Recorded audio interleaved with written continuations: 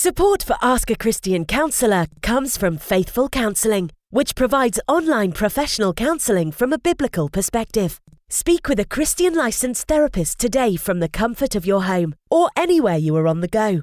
For 10% off your first month, visit faithfulcounseling.com/ACC. On today's show, we talk about gay Christians who have chosen celibacy.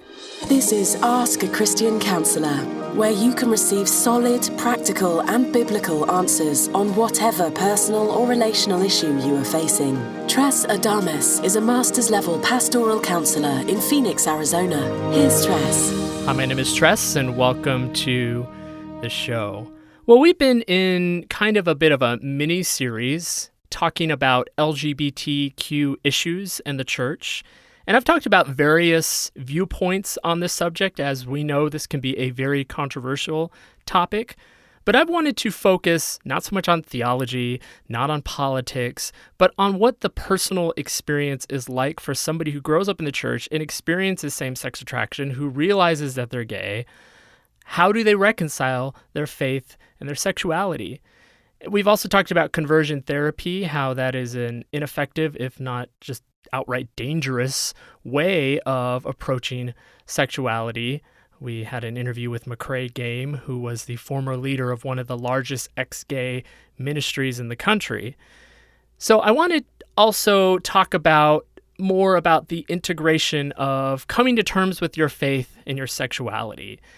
And today's topic is going to be on celibacy, which is a path that many LGBTQ Christians have chosen.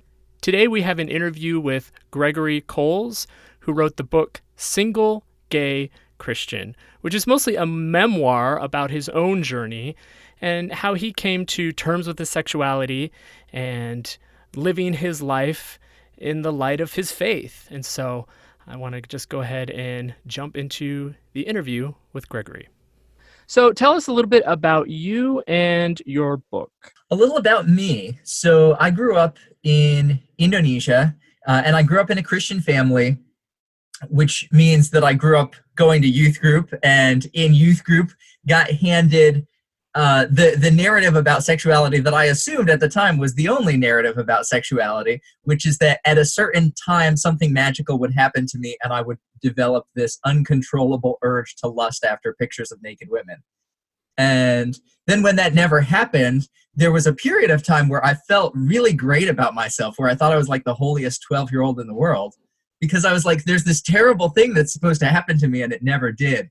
But the fact that that was the narrative that I lived within meant that the discovery that I was gay was greatly traumatic, because suddenly I went from feeling like the holiest 12-year-old in the world to feeling like the person who was so awful that nobody had even bothered to warn me that I might exist. So, I went through all the compulsory wrestling through that as an evangelical Christian. What did it look like to balance that? Was I supposed to be becoming straight? Was I supposed to be developing an affirming theology? But just to bring us up to date in the present, I just recently finished a PhD in English at Penn State, and I now work part-time at a church in State College, Pennsylvania, right smack dab in the middle of the state. I work very part-time at a bakery, and I make buttercream icing. My record is that in a single day, I've made 301 pounds of icing. Oh, wow. Thank you very much. I appreciate your admiration.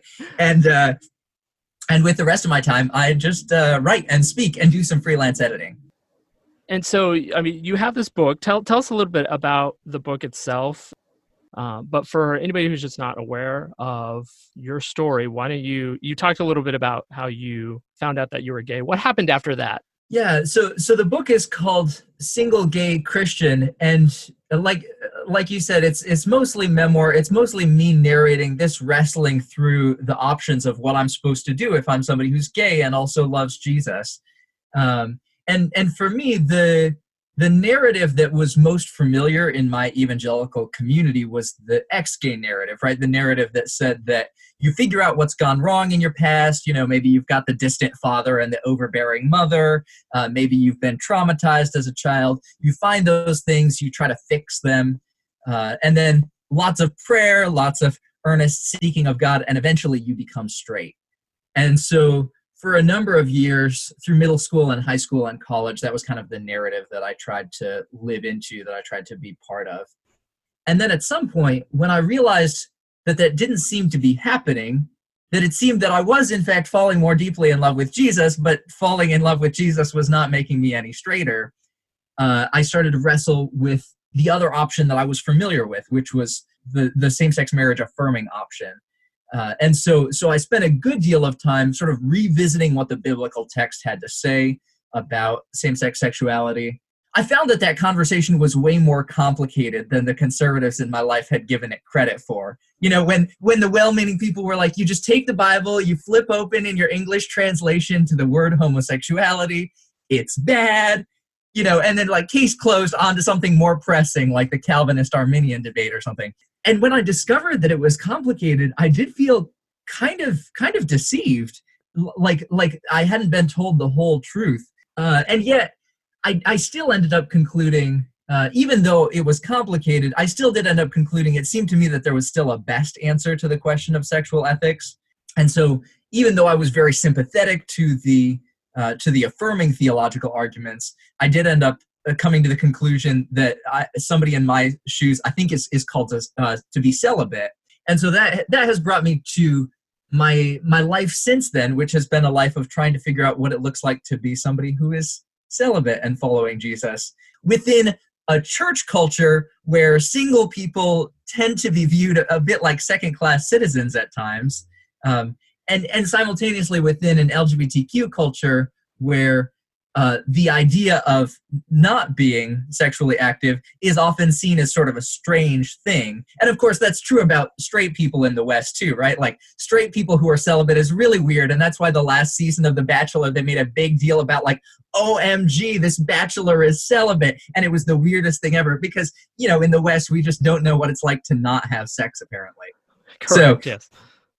So the book is mostly about me sort of wrestling through those things and then trying to figure out what it looks like to discern a hopeful future for myself as somebody who has landed kind of awkwardly in between those camps. Yeah, and you mentioned in your book that you identify as a gay Christian, but there are some people that are not comfortable with that may challenge you or have challenged you on that. What's been your response? I always say, first of all, that we don't have an infinite number of possible words to choose to describe ourselves. We only have the words that exist in language, or if we really want, we can make up our own words. But the two labels that I saw myself choosing from, well, certainly I could choose not to talk about my sexuality at all, which was what I did choose for a while. And in fact, there was a time when the most hopeful thing I could imagine for my future was that I would die without anyone knowing that I was gay. Obviously, you know, I wrote a book, so that has worked out very well for me. But there was a time when I was like, okay, the answer is just no labels, no words, because I never talk about it with anyone. Since I came to the conclusion that there's actually, I think, great value in honesty, both for our own internal lives, because I think the place of silence and hiddenness and shame is really detrimental to our spiritual health, but also because I think there's value collectively, communally, in being able to acknowledge our different experiences of sexuality, especially so that other people who have similar experiences can find themselves a little less alone in those things. So once I decided I did need a label, then I was sort of weighing the two most familiar labels I knew, one of which was gay and the other was same-sex attracted. There was a part of me that was drawn toward the label same-sex attracted primarily because I knew it would make me fit in better in a lot of Christian spaces, especially in evangelical spaces. I had, up to the point that I came out, I had been very good at fitting into evangelical spaces. You know, I was that golden boy who the mothers and grandmothers loved to try to set up with their daughters and granddaughters. And I was all busy trying not to be interested in their sons and grandsons, you know. But I had gotten really fond, I realized, of having the evangelical Christian spaces think well of me. And so there was this part of me that felt like, oh, wouldn't that be so much nicer? Ultimately, though, there were two reasons that I decided not to use that label, to use gay instead of same-sex attracted. And one had to do with the troubling history of the term same-sex attracted, which really develops as a term in concert with the development of the ex-gay movement. Correct, yes. And the development of things like conversion therapy, which I understand you've already talked about on this podcast, so I won't get into it in great detail, except just to reaffirm that there has been a lot of really substantial harm done in the name of Jesus through those things. And so not wanting to further those narratives, not wanting to re-traumatize people who had already been traumatized by the narrative that says the only way you can be loved by Jesus is to be straight. I didn't want to use a label that just kept re-invoking that history. So that was one reason. The other was simply that when I looked out at the world beyond the walls of the church, it seemed to me that most people who had an experience of sexuality similar to mine were using the word gay. And I thought to myself, if my choice is between using a word that helps these people say like, hey, we have this thing in common, and I want to be relationally and linguistically near to you, versus saying, oh, I would prefer to distance myself from you as much as possible, even though we have a similar experience, I'm actually going to use different words to make me feel like I'm in a different class of humanity. It seemed to me that the posture of Jesus is much more the posture that makes himself proximate to the people who feel distant from religion. So I figured if that posture is good enough for Jesus, it ought to be good enough for me too. Right, exactly. And we had talked a little bit before we started recording that I really appreciated your honesty through this book, because it seems like the kind of ex-gay narrative and whole explanation of sexuality is what the church is still primarily familiar with. And so they're used to euphemisms like same-sex attraction, but in reality that just confuses people. When you say gay outside of the church, people know exactly what you're talking about. Sure. And so I know there's a lot of politics and even maybe baggage associated with the word gay, but I think we have to be clear, and just saying gay Christian is clear. And I've said before on this podcast that, the word gay doesn't mean that you are even in a relationship or sexually acting out. It's just the experience of experiencing same-sex attraction. So somebody can be a gay celibate Christian. Yeah. So what are some of the issues around sexuality that you've noticed that many churches may still be uninformed about? I think one that you've just kind of brought up is the fact that for a lot of evangelical Christians, especially, I think the idea of being gay, of being LGBTQ, is still so much associated with particular kinds of sexual activity. It's very common to hear people refer to the gay lifestyle as if there's a single lifestyle, a single way of having an experience of being attracted to or oriented toward the same sex. And I think one of the privileges that I've had as somebody who gets to show up in some of those spaces, describe myself as gay, talk about the similarity that I have with a whole bunch of other LGBTQ people, and then demonstrate that there is a wide variety of ways that we can respond to those things. I think it helps people see that the LGBTQ community is a lot more complex and a lot more diverse than they've maybe given it credit for. That our archetype needs to be deconstructed and pulled apart a little bit. That's a really good point, because I think a lot of Christians, especially in the evangelical church, are just used to only seeing LGBTQ activists in the news and in just different talking points. And so that's all they're used to. They haven't seen how diverse the community is. Sure, yeah. For me, another conversation that I've found coming up quite a bit, and certainly this is not necessarily going to be relevant to all LGBTQ people, nor is it relevant only to them. Like it's also a conversation that's relevant for straight people, but it's the question of how we think about marriage and singleness in our Christian contexts. Something that I've discovered is that there can be a tendency among Christians, and I think especially among evangelicals, though I say that as somebody who still identifies as evangelical, even if perhaps a bit reluctantly at times now in our current political environment, not necessarily trying to take on the political baggage of that term. So I think it's easy for me to be sort of extra critical of my own tribe. But I do think there's this tendency among evangelicals to be very, very enthusiastic about marriage, sometimes to the point of making singleness sound like it's maybe a secondary calling or maybe not really a calling at all.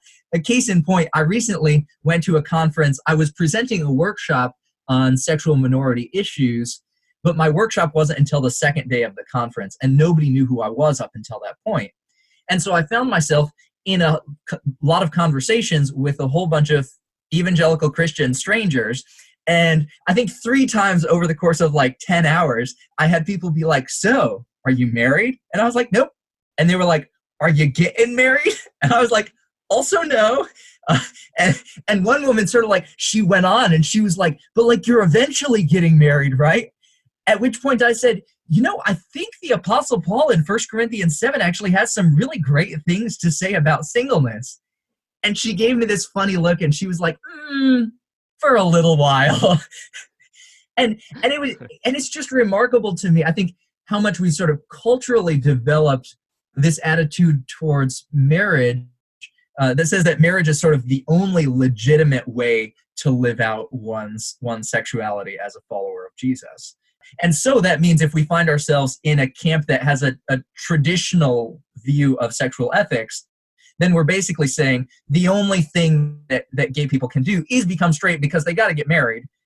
Or they can maybe be in a mixed orientation marriage where they're still same-sex oriented, but like choosing to be in an opposite-sex marriage. But it's hard for us to envision singleness or celibacy as something that can be at all hopeful, which causes us, I think, to have a deficient narrative for LGBTQ people who end up with a traditional sexual ethic, but it also ends up creating a really detrimental narrative for lots of straight single people who are like, "Oh, I apparently am also just, not good enough to get married." Contrary to the fact that the Apostle Paul in 1 Corinthians 7 actually seems to make it sound like singleness is like remarkably better in certain ways, such that like, hey, if you can be single, like go for it, man. So I think one of the valuable things about the sexuality conversation, again, even apart from the sexual ethics question, is that I think it has forced us, or I hope it will force us, to reconsider how we think about marriage and singleness as valid or invalid vocations within which to follow Jesus. Now, I'm sure you also have other people on the other side that are more affirming, that may say to you, "Why don't you just get a boyfriend?" or "Why don't you just get married?" I had a conversation with someone once where at the end of the conversation, he was like, "I'm going to pray that you eventually grow a brain, basically, but I'm going to pray that you eventually are like convinced of the affirming view." And I was like, insofar as your prayer is like a loving prayer, like you hope I will fall more in love with Jesus and, develop a clearer vision of what that means. Like, I'm on board with you praying that I will fall more in love with Jesus and develop a clearer vision of what that means. And quite frankly, if I do come to a point where I find myself really convicted of the affirming argument, like I am there in a hot second. I would so happily start dating, though I'd probably be bad at dating at this point. Like I'm so out of that mindset at this point in my life.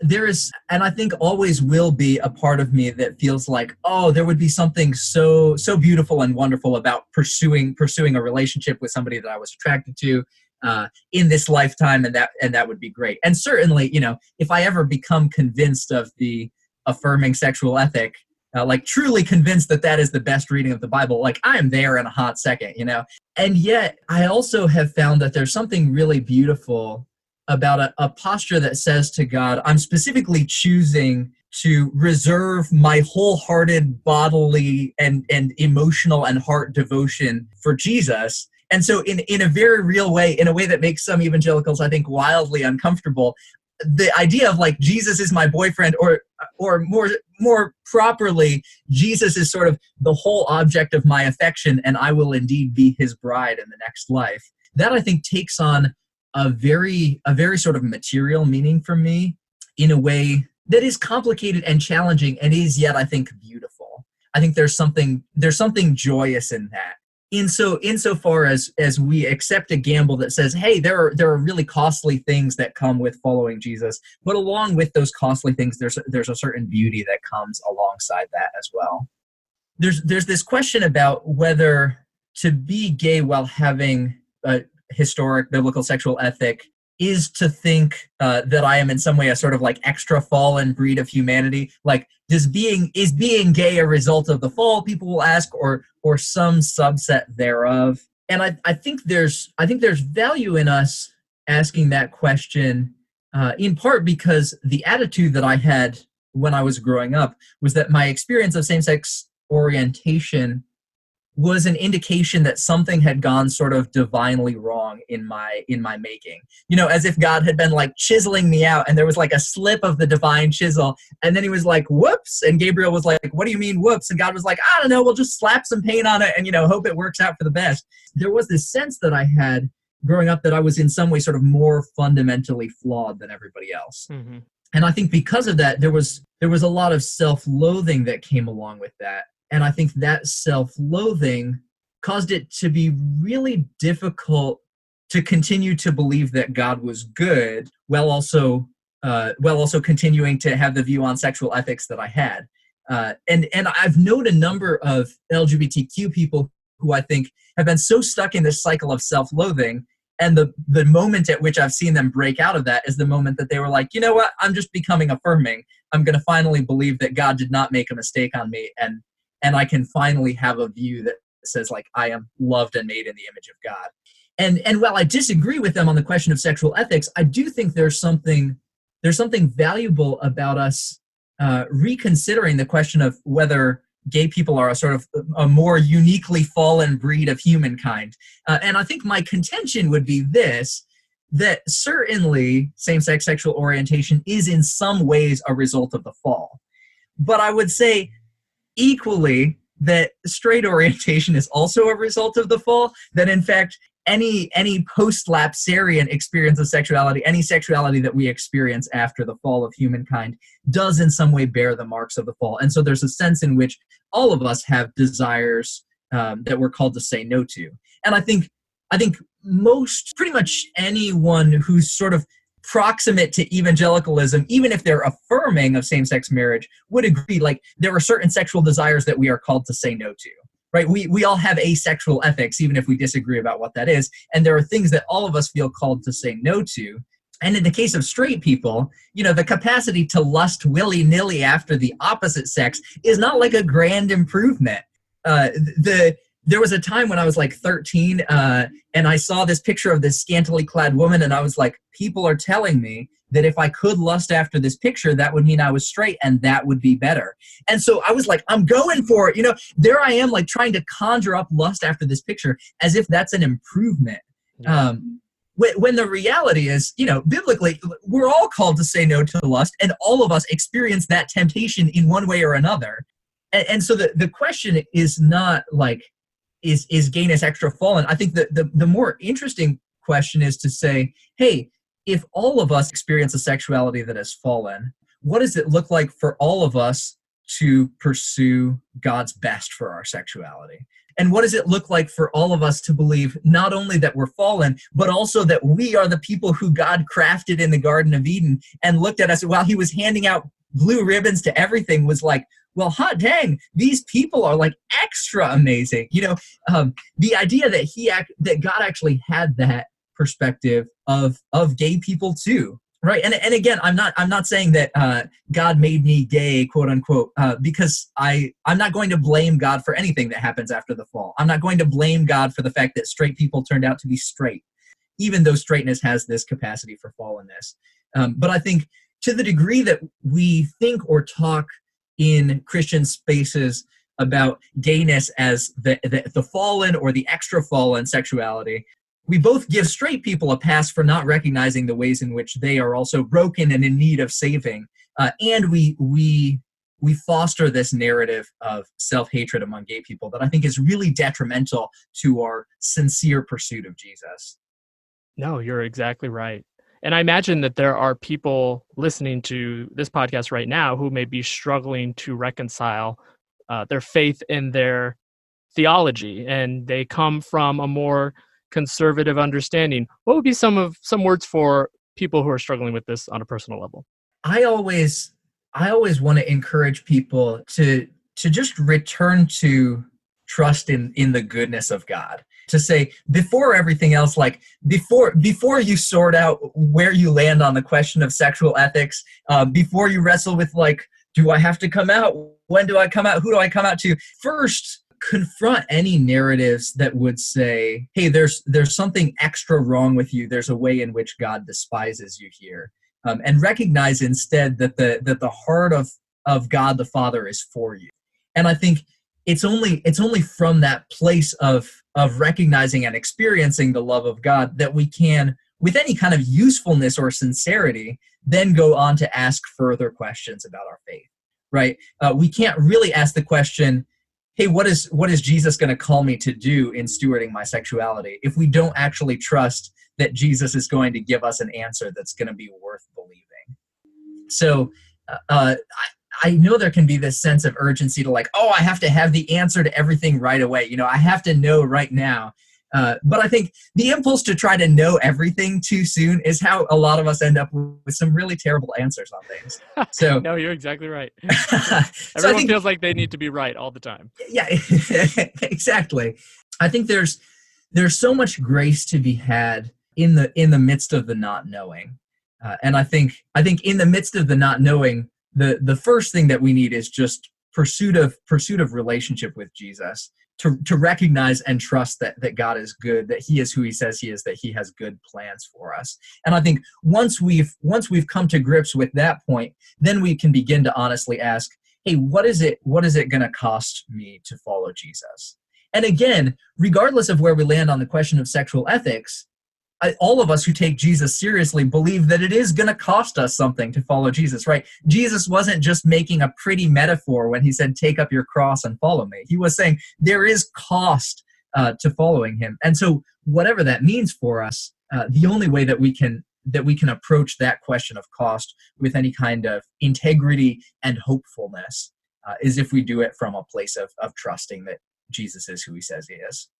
So if people want to contact you or they want to learn more, what should they do? The easiest way to contact me is if they Google my name, my website will be the first thing that pops up, or I think this is how you found me. Or you can just go to Greg Coles or GregoryColes.com. Both of them work. There's a contact form on there. You can write me an email, and I'm not fancy enough to have somebody else answering those emails, so I get all your emails. If you need to write me hate mail, that is also how all my hate mail comes in. So, certainly you can also read my book, which if you do, I hope you find it a worthwhile read. And if you want to play the long game, you can hold out for my second book, which will, God willing, be coming out in like a year and change, which I'm very excited about, but still in the throes of writing it right now. So I can't tell you anything too constructive at the moment. Okay. Well, we will definitely link to your book in the episode description. I first heard about you, actually, I think through Q Christian, which used to be the Gay Christian Network. Oh, sure. Yeah. So that's where I had actually first seen your book. And then I read Wesley Hill's book, Washington Waiting. So yeah. He talks a lot in there, well, especially in his other book, about the importance of friendship as a gay celibate Christian, and how, it's unfortunate, but the church is not even equipped really for that. We don't emphasize the importance of friendship, and that we should be open with one another, because people kind of get married and they stay in their houses and they come to church on Sunday. That's all. Yeah. There's this wonderful moment in the Gospels. It's so good that it happens in all three of the synoptic Gospels. It's in Matthew and Mark and Luke, where Peter's saying, hey, Jesus, we left everything to follow you. What's there going to be for us? And Jesus says, I tell you the truth, no one who has left, and he makes this whole list of family people, no one who has left home or fathers or mothers or wives or sisters or brothers or children or fields, no one who has left all of those things will fail to receive, he says, 100 times as much in this life, along with persecutions, and in the age to come, eternal life. And what's interesting about that promise is that he's saying, hey, you may lose some of the family that you wish you could pursue in this lifetime, but he's promising family that's 100 times greater than that. And I think in a very concrete way, what he's promising to his followers is the family of God, right? The body of Christ being family to one another. But as you're saying, I think there's this deficiency in the way we've lived that out as the church, such that a lot of us are like, family of God, schmamily of God, like that's not really a thing, like you can have family of God with like wild air quotations, but like you still got to marry and have, a wife and 2.3 children in order to experience like that deep sense of familial intimacy. Yeah. And I think if we really take Jesus seriously and want to live like those promises are true, then as you're saying, it does require us to sort of step up our game in terms of being family to one another. And that really is one of the things that I admire so much about the LGBTQ community, both within and beyond Christian circles, is this idea of chosen family, of people saying, hey, to the degree that some of us have lost connection with biological family, we have chosen very intentionally to be family to one another that's even more committed, even better than we've experienced our biological family being.